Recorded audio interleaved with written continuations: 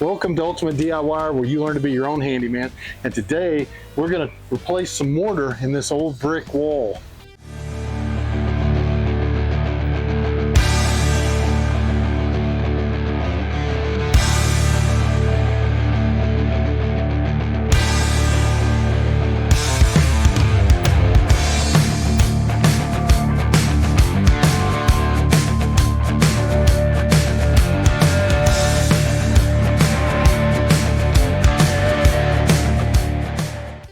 Unfortunately, due to road construction in front of the home, I had to cut a lot of the audio.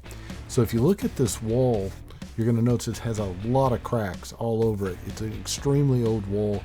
Technically, you probably could just knock the wall down and start over, but unfortunately, the customer's just not in a position right now to do that. So what I'm trying to do is give them a little bit more time with this and make it last a little longer.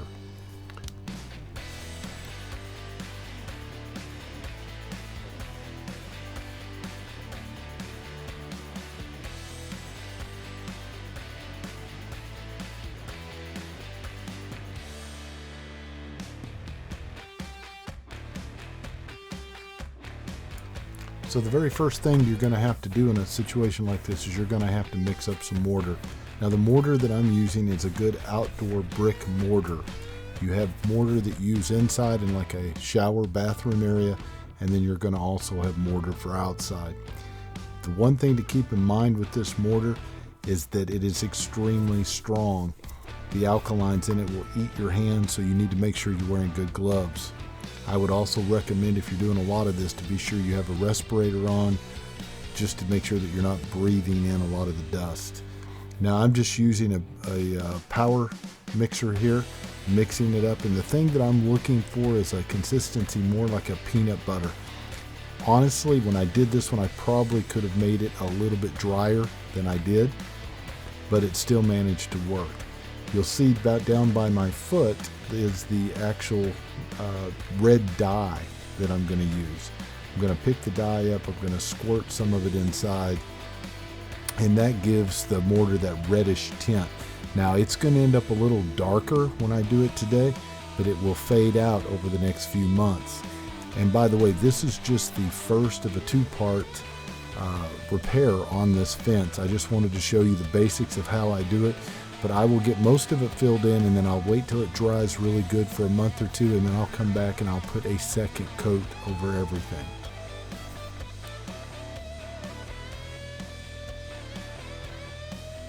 Okay, so the very first thing I want to do, this gap is so large that I don't want to have to squish a ton of the mortar in there, even though technically that's the way you would do it from the beginning, is you would have put a big bead of mortar in there and put your bricks up there. We're going to use a little backer rod though to give us something to hold on to so that it doesn't fall out. And backer rod, by the way, is nothing but just a foam round piece. They come in multiple sizes, and I have some other videos with this in it as well. But you're going to put that down in here to try to take up some of that slack so that you can get the mortar in without it just falling through everywhere you go. About like that. That little piece doesn't want to stay. Let's do one a little larger. And basically all that's going to do is it's going to give it something to kind of hold on to. Otherwise the mortar will just fall down inside and not really do a whole lot of holding and look sloppy, because we're going to tool it. So I'm working it in. So if you do find loose pieces, get rid of them, because they're not going to help you. So you want the bricks to be good and solid. So like I just mentioned, if you find any loose mortar, old pieces or chunks that that just seem like they're about ready to fall out, go ahead and pull them out, or use a hammer and a chisel and chip them out and get them out of your way.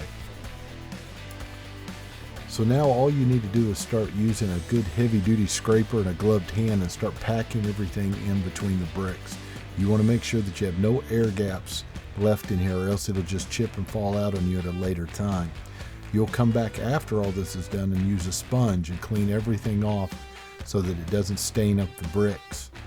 And then I'll use a metal mason's tool to actually make sure all my edges look nice and clean.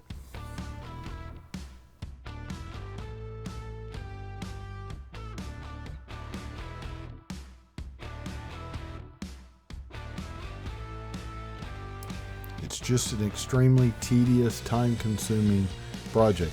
Don't get in a hurry, take your time, and try to find every one of the gaps, because believe me, if you leave just one, it'll show up.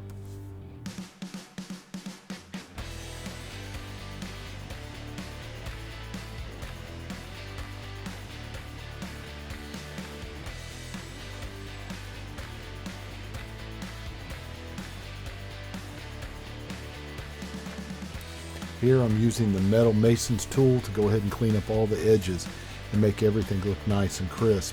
I'm also using a rag to go ahead and wipe the bricks off as I go along.